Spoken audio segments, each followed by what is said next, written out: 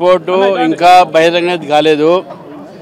బహిరంగత అయిన తర్వాత మేము దాని మీద ఏదైనా మాట్లాడదాం. కానీ బీఆర్ఎస్ నాయకులు మాట్లాడే మాటలో భారతీయ జనతా పార్టీ ఏకీభవించదు.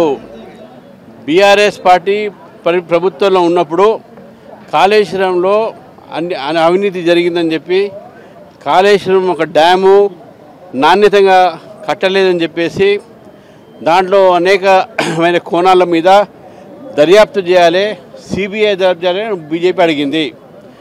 ఈ విషయంలో 19 నెలలు అయినప్పుడు కూడా ప్రభుత్వం ఇప్పుడు ఆ ఒక నివేదికని క్యాబినెట్లో పెట్టుకుంది. ఫ్లోర్లో అంటే అసెంబ్లీలో పెట్టిన తర్వాత దాంట్లో ఉన్న విషయాలపైన మాట్లాడతాం. అయినప్పుడు కూడా కాంగ్రెస్ పార్టీ అదేవిధంగా బీఆర్ఎస్ పార్టీ ఈ రెండు కూడా ఏది చేసినా కూడా ఇంతవరకు ఒక్క రాజకీయ నాయకుడిని కూడా అరెస్ట్ చేయలేదు. ఈ విషయంలో కేవలం అధికారులు మాత్రమే అరెస్ట్ చేశారు. ఎప్పుడైతే అధికారులను అరెస్ట్ చేసినప్పుడు రాజకీయ నాయకులు ఎందుకు చేయలేదు, బీఆర్ఎస్ పార్టీ నాయకులు ఎందుకు చేయలేదు?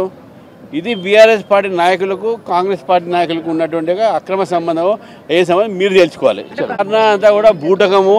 ఇది కేవలము ఓబీసీ సంబంధించినటువంటి వాళ్ళు వాగ్దానాన్ని పూర్తి చేయలేకపోతున్నారు కాబట్టి వాళ్ళు ఈరోజు ఈ యొక్క ఓబీసీలని తెలంగాణ ఓబీసీలని తప్పుదారి పట్టడానికి ఒక నాటకంలా చేస్తుంది. ఈరోజు కూడా భారతీయ జనతా పార్టీ అంటుంది 42% రిజర్వేషన్ ఉన్నప్పుడు 42% బీసీలకు ఇవ్వాలి. మీరు 10% ముస్లింలకు ఇచ్చి బీసీలకు ఎందుకు అన్యాయం చేస్తారు? కాబట్టి ఈరోజు ధారణ అంతా కూడా ఏంటంటే కాంగ్రెస్ పార్టీకు బీసీలకు రిజర్వేషన్ లేని ఇష్టం లేదు. కాబట్టి దీన్ని తప్పుదారి పట్టించి ఏదో విధంగా బీజేపీ మీద దోసేసే ప్రయత్నంలో ఈరోజు ఢిల్లీలో జంతర్ మంతర్లు చేస్తూ ఉన్నారు. నిజంగా చిత్తశుద్ధి ఉంటే వాళ్ళకు గత 56 నుంచి ఇప్పటి వరకు ఎవరినైనా ఇక్కడ ముఖ్యమంత్రి చేశారా? బీసీ ముఖ్యమంత్రిని రాజీవ్ గాంధీ, రాహుల్ గాంధీ, సోనియా గాంధీ వీళ్ళందరూ ఎప్పుడైనా బీసీలను ఏమైనా చూసారా? నరేంద్ర మోదీ గారు ఒక బీసీ ప్రధానమంత్రి, బీసీ ఒక కమిషన్కు రాజ్యాంగ హోదా తెప్పించుకున్న వ్యక్తి. ఆయన 27 మంది బీసీల క్యాబినెట్ మినిస్టర్ ఉన్నాడు మాది. ఈరోజు కాంగ్రెస్ పార్టీ బీసీలకు సంబంధించినటువంటి వాళ్ళు మాట్లాడుతూ ఉన్నారు. వాళ్ళకు చిత్తశుద్ధి లేదు.